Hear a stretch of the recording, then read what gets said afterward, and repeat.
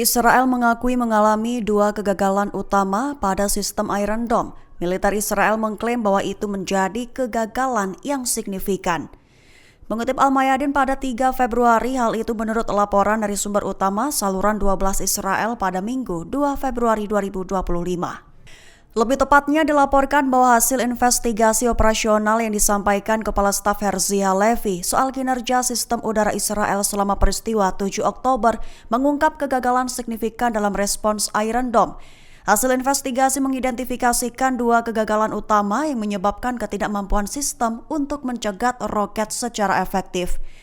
Alasan kegagalan pertama adalah beberapa baterai Iron Dome di wilayah Gaza tidak beroperasi selama menit-menit awal serangan karena alasan yang tidak dapat diungkapkan. Akibatnya tidak ada intersepsi yang dilakukan oleh baterai-baterai itu selama menit-menit tersebut. Kemudian alasan kegagalan kedua adalah menjadi sangat sulit untuk mengisi ulang baterai karena infiltrasi pejuang dari Gaza ke wilayah Israel. Mesir merilis rencana rekonstruksi Gaza dengan konsensus Arab demi terbentuknya negara Palestina. Mengutip Al-Mayadin pada 3 Februari, hal itu diutarakan oleh Menteri Luar Negeri Mesir Badr Abdel Ati pada Minggu 2 Februari 2025. Lebih tepatnya, Abdel Ati menyatakan bahwa mereka memiliki visi yang jelas untuk rekonstruksi Gaza serta konsensus Arab mengenai masalah tersebut, serta menekankan bahwa mereka sedang berdiskusi dengan Perserikatan Bangsa-Bangsa dalam kerangka itu.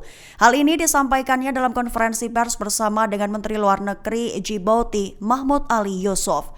Ditekankan oleh Abdel Ati bahwa proses rekonstruksi itu merupakan tahap pertama yang akan mengarah pada peluncuran proses politik yang kredibel. Tujuannya untuk membentuk negara Palestina guna mencegah siklus kekerasan dan agresi yang berulang. Ia menegaskan bahwa hal itu merupakan satu-satunya cara untuk mencapai keamanan dan stabilitas di kawasan tersebut. Tanda yang sangat mengkhawatirkan terkait gencatan senjata fase kedua tercium buntut penundaan yang dilakukan Benyamin Netanyahu. Mengutip Palestine Chronicle pada 3 Februari, hal itu menurut laporan dari seorang sumber senior Israel dengan tanpa disebutkan namanya.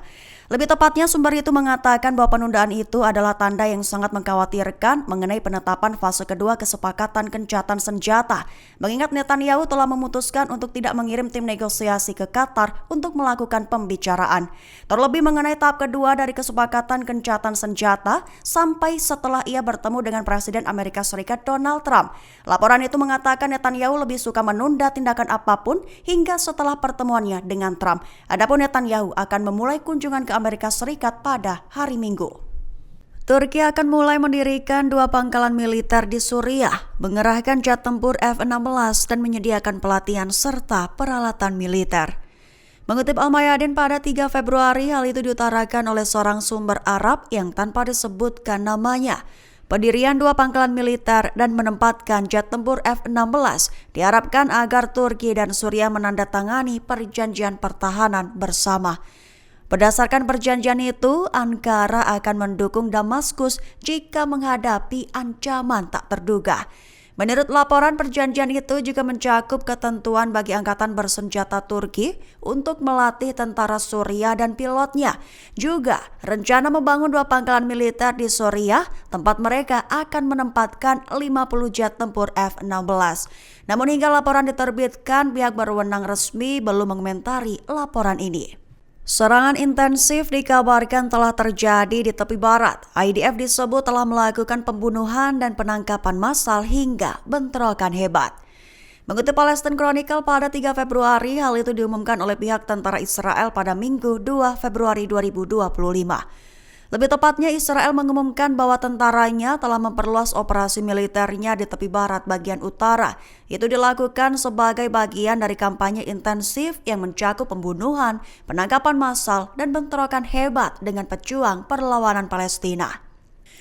Dalam pernyataannya, IDF mengonfirmasi peluncuran operasi militer di kota Tamon di Kegubernuran Tubas, juga berjanji untuk melanjutkan operasi di seluruh tepi barat utara, sehingga jumlah total brigade yang terlibat dalam serangan di tepi barat yang sedang berlangsung menjadi 5.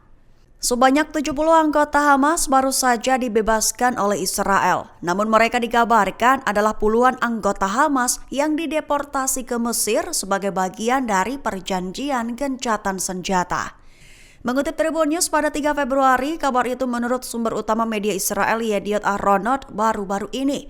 Dikabarkan bahwa mereka kini masih terdampar di hotel di kota Kairo karena pemerintah Mesir belum bersedia menerima mereka secara resmi.